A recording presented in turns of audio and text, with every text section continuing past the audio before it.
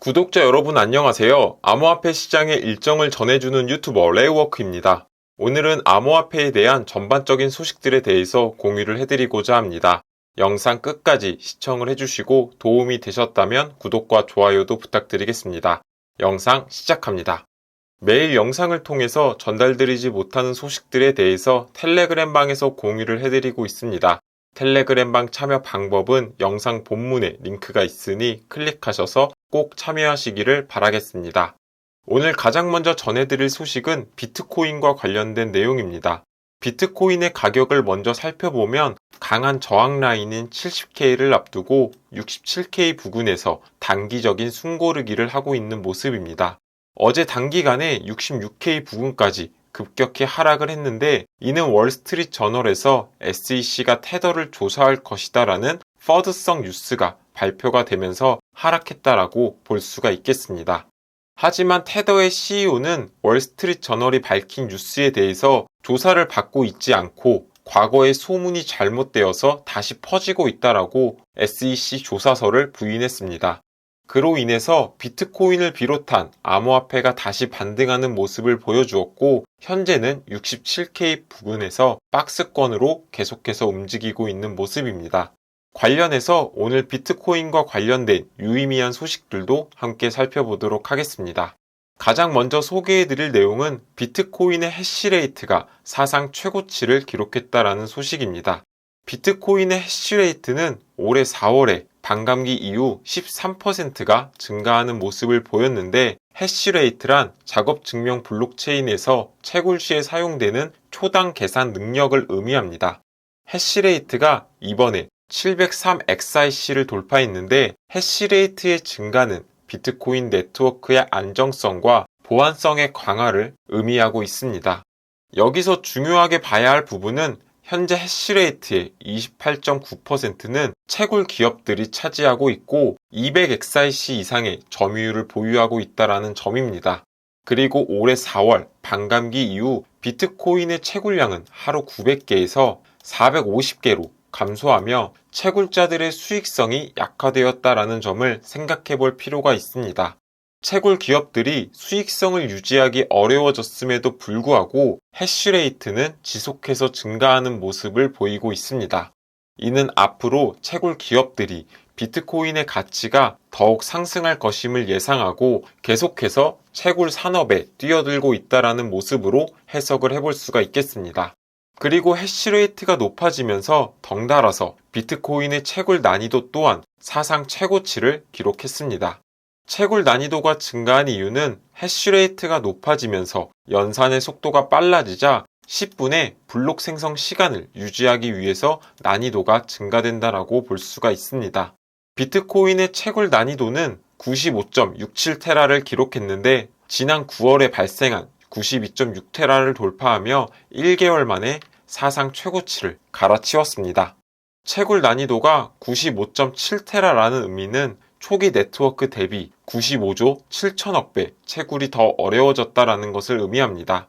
이처럼 채굴 기업들도 비트코인을 지속적으로 확보하기 위해서 움직이고 있고 현물 ETF로 기관들의 자금은 쏟아지고 있고 글로벌 M2 통화량은 증가가 되고 있고 트럼프가 대놓고 비트코인을 옹호하고 있는 이런 모습들을 본다면 비트코인 시장은 상승의 관점으로 바라볼 수밖에 없다라고 생각합니다.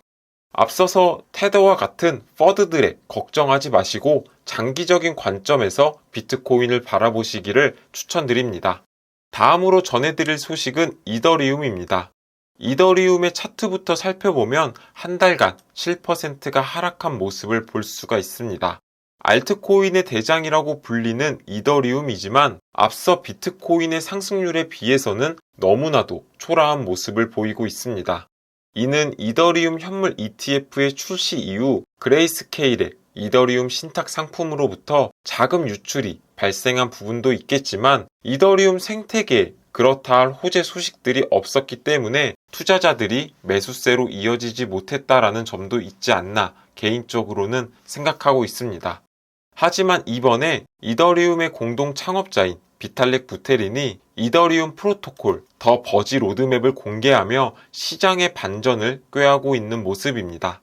더 버지 로드맵에 따르면 이더리움은 모바일 지갑이나 브라우저 지갑, 심지어는 스마트워치에서도 작동되는 노드 구현을 목표로 하고 있습니다. 비탈릭 부테린은 더 버지 로드맵을 공개하면서 다음과 같이 언급했습니다. 오늘날 소비자용 노트북에서 노드 실행이 가능하지만 어려운 것이 사실이다. 더 버지는 이를 변화시켜 체인의 완전한 검증을 모든 기기에서 기본적으로 수행할 수 있을 만큼 계산 비용을 낮출 것이다 라고 언급했습니다. 현재 이더리움은 클라이언트가 블록을 검증하기 위해서는 1.1TB의 이더리움 상태 데이터를 저장해야 되고 데이터의 양이 지속적으로 증가함에 따라 저장 필요 공간 또한 함께 증가하고 있습니다. 이로 인해서 체인을 검증할 수 있는 사용자의 수가 감소하고 새로운 클라이언트들은 검증을 위한 행위가 부담이 될 수밖에 없는 상태입니다. 결국 더 버지 로드맵의 목표는 완전 검증 클라이언트와 스테이킹 노드가 몇 기가바이트의 저장 공간만 필요로 하는 무상태 클라이언트의 구현을 의미한다라고 볼 수 있습니다. 또한 이는 블록체인의 가장 큰 핵심인 탈중앙화와도 깊은 관련성을 보여주고 있습니다. 초기에 더 버지는 이더리움의 상태 저장을 버클트리로 옮길 예정입니다. 버클트리는 더욱 간결한 증명을 가능하게 하는 트리 구조를 의미하고 이더리움의 무상태 검증을 가능하게 할 전망입니다. 이더리움은 현재 머지를 비롯해서 서지, 버지 등 이더리움의 5대 로드맵을 실천해 나가고 있는 중입니다. 블록체인 기술 개발 면에서 가장 활발하게 움직인다라고 볼 수가 있고 가장 넓은 생태계를 보유하고 있습니다. 그렇기에 이더리움의 단기적인 가격 움직임보다는 장기적인 관점으로 바라보시기를 추천드리고 버지가 실행이 될 경우 블록체인계의 또 다른 혁신이 될 것이다라고 생각하고 있습니다. 또한 온체인 분석에서도 이더리움의 가격적인 상승 움직임이 포착이 되고 있습니다. 이더리움의 최근 가격은 하락을 했지만 가격이 하락할 당시에 이더리움의 고래들의 축척이 6주 만에 최고치를 기록했다라고 센티멘트가 X를 통해서 공개했습니다. 센티멘트는 고래들의 매집이 가격 반등에 즉각적인 영향을 미치지는 않겠지만 굉장히 고무적인 상황이다라고 평가했습니다. 이더리움 홀더분들께서는 앞서 소개해드린 정보들 함께 참고하시기를 바라겠습니다. 다음은 아발란체와 관련된 소식입니다. 아발란체가 비자와 협력해서 암호화폐 신용카드를 출시할 것이다 라고 공식 채널을 통해서 공개했습니다. 해당 카드는 래핑 아발란체, USDC를 비롯한 다양한 암호화폐로 결제할 수 있는 선불 카드로서 실물 카드와 가상 카드 모두 제공이 된다고 합니다. 아발란체 카드는 셀프 커스터디 지갑과 자산별로 고유한 주소에 연결이 되고 비자 결제가 지원되는 곳에서 사용이 가능하다고 합니다. 아발란체 카드는 라틴 아메리카 및 카리브해 지역으로 우선적으로 발급이 될 예정이며 결제 시 수수료가 없다라는 점을 강조하고 있습니다. 이처럼 기존 금융권들과 암호화폐 간 결제 시스템이 통합되고 있는 움직임에 대해서는 너무나도 긍정적이라고 볼 수 있겠습니다. 어제 소개를 해드렸던 스위프트와 체인링크 간의 네트워크 표준화를 비롯한 내용들도 함께 참고해서 이해를 하신다면 좋을 것 같습니다. 해당 영상은 우측 상단에 카드로 링크를 남겨드릴 테니 못 보신 분들은 꼭 보시기를 추천드립니다. 다음으로 소개해드릴 내용은 테더와 관련된 내용입니다. 세계 최대 스테이블 코인 발행사인 테더가 터키 당국에 붕산의 광물 토큰화를 제안했다라고 블룸버그 통신이 밝혔습니다. 터키 당국은 아직 테더사와 붕산의 토큰화에 대해서 논의 초기 단계에 있다라고 공식 입장을 밝혔습니다. 하지만 터키의 부통령과 에너지 장관을 비롯한 주요 인사들이 해당 제안에 대해서 논의 중이다라는 점을 볼 때 토큰화에 대해 진행 가능성이 굉장히 높다라고 평가를 해볼 수 있겠습니다. 테더가 터키를 택한 이유 중에 하나는 터키는 높은 인플레이션으로 인해서 암호화폐의 도입이 가장 활발한 국가 중 한 곳이기 때문입니다. 그렇기에 테더가 인플레이션 해지 자산인 암호화폐 친화적인 터키를 채택했다라고 볼 수가 있고 전 세계에서 붕상 광물의 매장량 70% 이상을 차지하고 있는 터키를 대상으로 붕상 광물의 토큰화를 진행하려고 하는 것으로 추정하고 있습니다. 만약에 붕산의 토큰화가 성사가 될 경우 광물 거래 역학을 완전히 뒤바꿀 수 있는 큰 변경점이 될 것으로 보여집니다.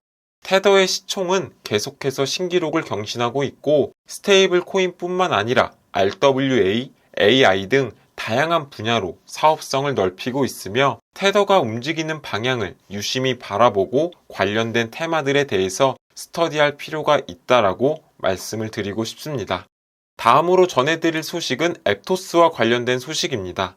앱토스 재단이 웹3 인공지능 트레이딩 업체인 플록과 협력해서 자사의 블록체인 프로그램 언어인 무브를 위한 AI 기반 툴을 출시했다라고 밝혔습니다.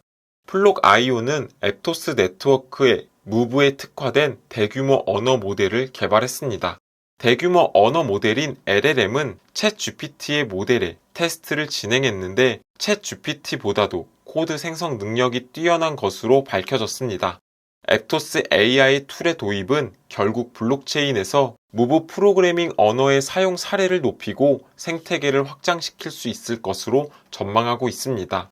또한 AI 툴을 통해서 코드의 작성과 감사에 활용할 수 있고 해당 과정을 간소화함으로써 개발자의 효율성 향상과 함께 개발자 유치에도 힘을 실어줄 것으로 전망하고 있습니다.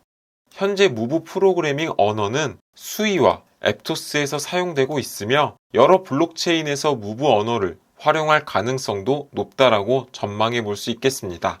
최근에 급격히 상승한 수위뿐만 아니라 앱토스도 같은 무브 계열로서 함께 상승할 수 있을 것으로 전망해 보고 있으며 AI 툴 개발 소식도 함께 참고하시기를 바라겠습니다. 그리고 마지막으로 코인엑스 거래소에 대해서 소개를 해드리고자 합니다. 코인엑스는 한글화가 되어 있고 많은 이벤트를 제공하는 거래소입니다. 현재 거래소 내 입금 진행 시 최대 100테더, 그리고 현물과 선물 거래 시 최대 150테더를 진행하는 이벤트도 진행하고 있습니다. 총 250테더로서 하나로 계산하면 34만원 정도 되는 규모입니다. 꼭 참여해 보시고 해당 증정금으로 수익도 내셨으면 좋겠습니다. 오늘의 영상은 여기까지입니다. 투자에 있어서 큰 도움이 되셨으면 좋겠습니다. 해당 영상이 도움이 되셨다면 구독과 좋아요 버튼을 눌러주시고 다음 코인 분석 때 뵙도록 하겠습니다. 시청해 주셔서 감사합니다.